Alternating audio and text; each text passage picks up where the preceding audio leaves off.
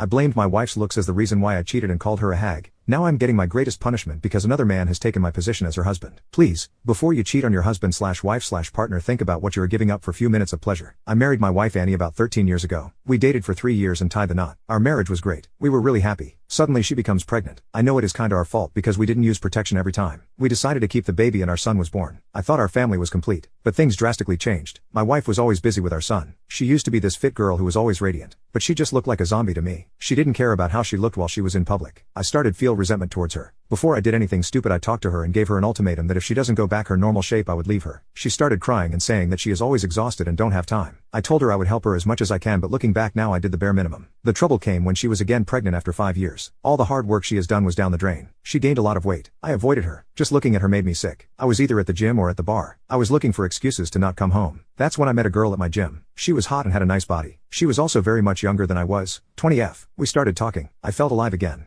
I felt like someone is here in front of me who appreciates me a lot. Few days later, I went to her house and we hooked up. It was like a drug to me. I didn't realize that I was becoming more and more distant with my family. So, just like every cheater, I got caught. My wife found out that I was hooking up with someone else. She broke down in tears right in front of me. She kept repeating, "How could you do this to me? You broke our family." At that time, I did something bad. I am still ashamed of it. I yelled at her and called her a hag. I told her if she looked after herself I wouldn't have cheated. That it is all her fault. My wife started laughing. It confused me. She said if I helped her, she might have had the time. I was never home and outside effing some random girl. She told me she wanted a divorce right there. I was really hateful towards her and said, "Fine, you can, but you really think any man would ever want you with your baggage? My kids." I could see it broke her and crushed her. I wanted that at that time. The divorce was settled. She only wanted the house. We shared the custody of the kids. The divorce felt a relief. I could be with my girlfriend whenever I wanted. But that is when I saw the changes. Whenever I was home, the house was not clean. There would be dishes in the sink for days. I remember looking at them and calling Annie, but Annie didn't live in my house. It became tougher when it was my weekend to have the kids. I realized I knew jack tea about my kids. My son was a picky eater. My daughter was still very little. She would cry a lot. It was exhausting. No matter how much I try, my son would have complained about everything and tell me that's not how his mother did it. That wasn't the end of the problems. Things with my girlfriend became bland way too soon. My wife would always have a home-cooked meal ready for me. But my girlfriend is just happy to have leftover or frozen pizza for all she cares. I was sick of it. Intimacy life was also very boring. My ex-wife was really great at intimacy. I never had any bad intimate experience with her. But my girlfriend lacked imagination. Also, she has really one-dimensional personality. My son really picked on things. He started resenting me. He was rude towards my girlfriend. My girlfriend would abuse him by calling him a brat. The last straw was when my son yelled at me and said that he hated me and my girlfriend would never be his mommy. It struck me like a thunder. Things ended with her right there. On the other hand, Annie started to change a lot. She lost a lot of weight. She looked relaxed and like her old self. I once complimented her that she looked good. I only got a cold "thank you" back. I got to know from a mutual friend of ours that she would sometimes say that the divorce made her realize she deserved better. And things got better because she had some time for herself. Before that she had to clean up my mess and now there is hardly any mess left. I was hit with another realization that I treated her badly. I never helped her when she needed my help the most. Annie understood me. She was kind and passionate. She was just going through a rough phase and I kicked her to the curb. I went into depression. I asked Annie if she could give me a chance. She said no. I don't blame her. For my son, I got to know she started dating an old friend of hers. My son loves him. My daughter calls him Dada. I tried my best for my daughter to call me that, but she didn't. I met them together at a business convention. That man had his arm around my Annie and was showing her off. I was angry. I felt this rage inside me. Later that night, I drank a lot and started to call Annie. I spewed nonsense that her new boy toy is nothing but a weak man that is dating a pathetic single mom like her. I know this because the next day she came to my house along with my parents. My parents ripped me apart and said to stay the hell away from Annie. I lost my kids. My wife and I already lost my parents after the divorce. I never felt so alone. I wake on my bed empty. Annie would always cuddle me early in the morning. I missed her warmth. Things between my son didn't improve. He probably knows why me and his mother aren't together. Few months ago, Annie dropped a bomb. She said that she was pregnant. That was the moment I knew I lost her forever. From that moment, whenever I went to her house to get my kids, I would see how her boyfriend basically worships her and takes care of her needs. If I wasn't so stupid or arrogant and helped her, cherished her, we would still be a happy family. I guess this is my punishment. I have to see another man play family with my Annie and kids. So, please, don't be like me. If you really cannot, just divorce or break up with that person. I have hurt a lot of people because of my selfishness. Update, but I know I effed up. I know I was an evil person for what I did. This will always have a huge hole in my heart. I know I have to carry this guilt throughout my life. But to those who said I should get some help,